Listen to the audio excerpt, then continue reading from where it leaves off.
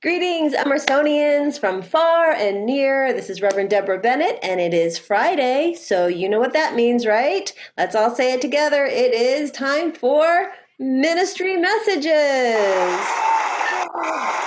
Thank you. I'm glad you guys are so happy about receiving these. Well, this week we have a lot to cheer about because we are going to discuss one of my favorite topics, congregational life. We're going to discuss this community and this call to community. What draws some of us to donate time and energy and effort and open hearts to something greater than ourselves? Well, that's what this Sunday service is all about, and I invite you to come and join us. And to talk more about that today, I've invited a very special guest. So without any further ado, let's give a big welcome to our president of our Board of Trustees, the one and only Ginger White. Ginger, the crowd is going crazy out there. They are so happy to see you, and I am happy to see you as well. And I'm happy to be here. Awesome. Thanks for joining us today. So I invited you to join us because you're somebody that has been so integral to the community at Emerson in so many ways. You've been around for a while. And I'd love to start with just asking a little bit about you, like what drew you to Emerson and what really drew you to want to, be more than a participant, to really get involved in Emerson life. Yeah, I have been around a while. I started coming to Emerson in 1999, and we were in the little yellow church on the hill, and it was a little funky. That in order to exit the building, you had to go through one of the main committee rooms.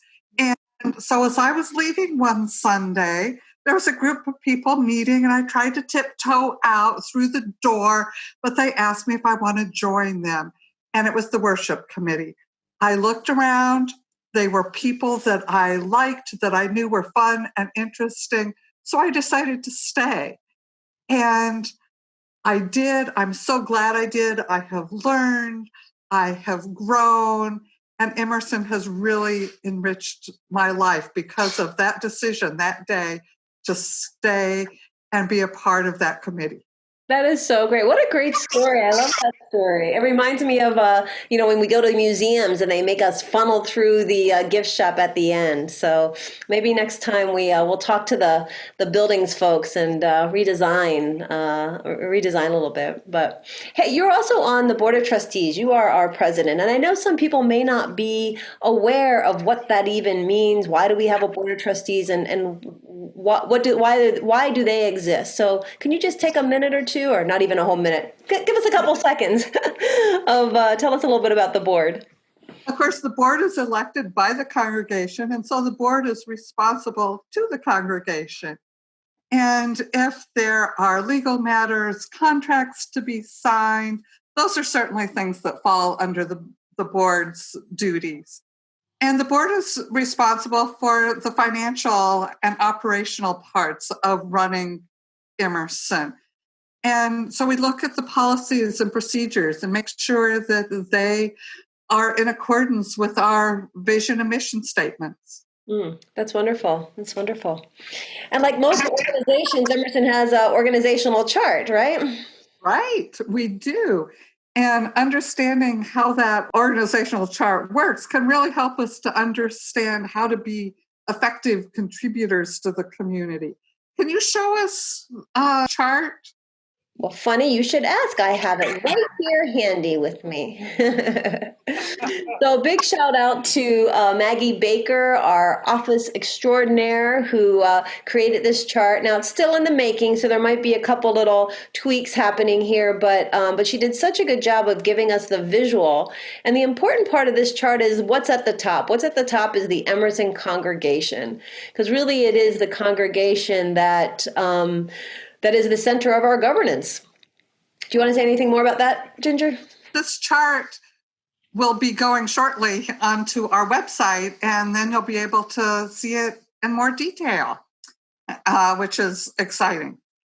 The chart itself, the congregation is at the top and is the most important part we don't vote on every single decision that's made, but the congregation does vote on the governing body, the governance structure, and we come together to vote on important topics that impact the entire congregation, like choosing a minister.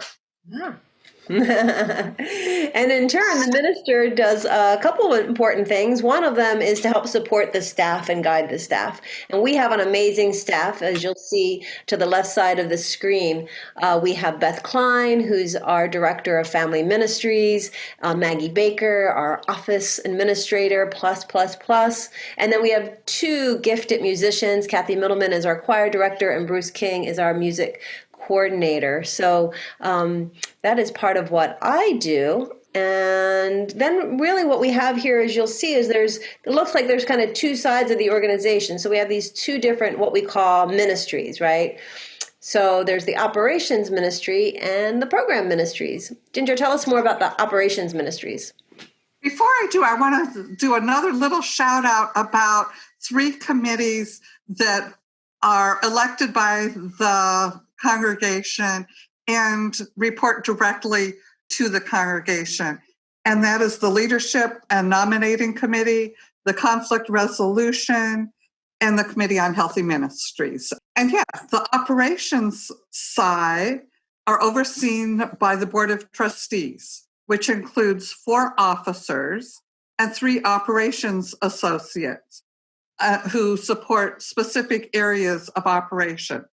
Currently, these positions are filled by me as the president, George Clear as vice president, Dave Schimmel as treasurer, Denise Carden as secretary, Laura Trad serves as operations associate of communications, Uwe Neitzel is the operations associate of property management, and Eric Scow is the operations associate for finances.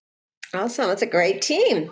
It is. Yeah. On the program ministries, what we have is 5 leaders who, again, they support specific areas.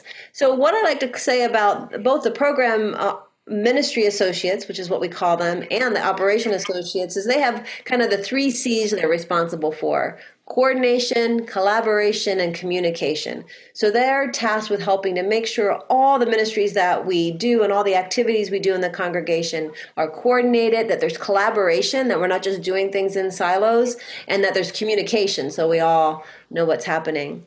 So the 5 leaders of program ministries is Ed Cosper, who supports worship ministries. Michelle Jo Kay supports our faith development. Helen Hobson supports our justice ministry. Lane LaFay, spiritual practice and care. And who other but Millie Fuller, because it couldn't be anybody else, is our support for fellowship ministries. So a dynamic team there as well. Ginger, it looks like there's a lot of committees out there, aren't there?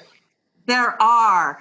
And so there are lots of different opportunities for ways for people to become involved. So each committee, hopefully, has a chair. But yeah, that open is very busy right now. Yeah, I was going to say that one person named Open has a lot of committee chair spots. Lots of opportunities to help open out. Yeah. And just to be clear, I know like some of those areas have committee members. So all the areas that we see have lots of committee members on them. Just a few areas are in need of someone to be the chairperson. And all the committees, I'll speak for all of them. I'm sure all of them would welcome new members if anybody wanted to come in. Let's talk for a moment about, because I know something that I've heard questions about is someone will say, how do things happen? Like if I have an idea for something, how do I make that happen in the congregation? Can we take a minute and talk about that? Sure, that is definitely worth talking about. Each of our committees and teams, they have a charter, which is a declaration of their purpose for existing and outlines the authority that they have.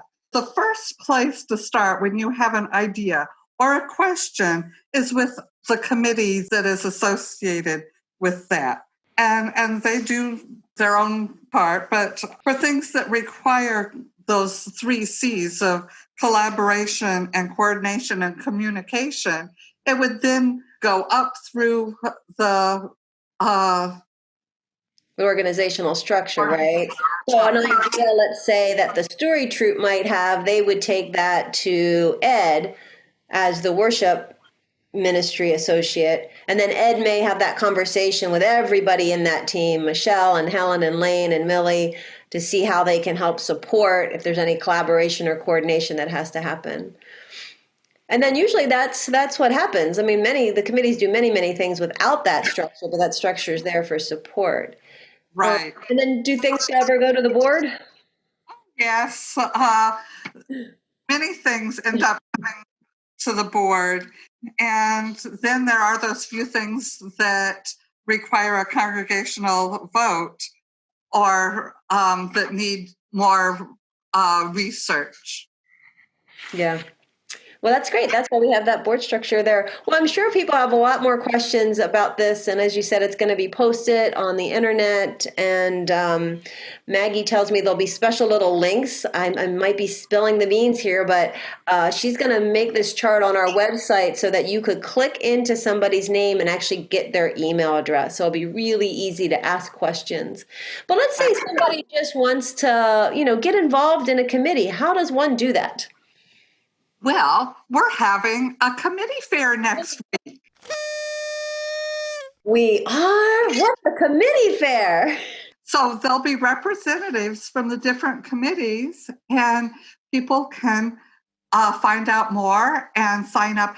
And there's some door prizes. There's prizes, so it's like really a real fair. Like there's probably going to be some stuffed animals, and there might even be like popcorn. Is there going to be popcorn, Ginger? Oh, you might have to bring your own popcorn. Oh, you will be able to have that chance to win some gifts. That's awesome. So all I have to do is show up Sunday after service. Mm-hmm. Will there be a link somewhere for me? There's a link in the notebook, and there'll be a link in the order of service. Okay, so follow the link. Join us after service. First, service is going to be great. We're going to talk all about community. Join us afterwards. We'll take a look at all the different committees that are happening and have some fun and win some door prizes. Probably not Sammy and JJ because I don't think I'm going to give them up, but maybe you too, or Daisy. This is Daisy. Forgot Daisy.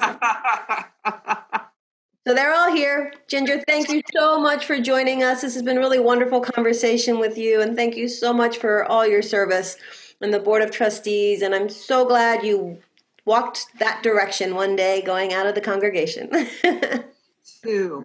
And I hope that we have a lot of people who walk into that Zoom room on Sunday and start or continue and enrich that path of Emerson. Awesome. Let's hear it. Woo! Goodbye, everybody. Have a great day. We'll see you on Sunday.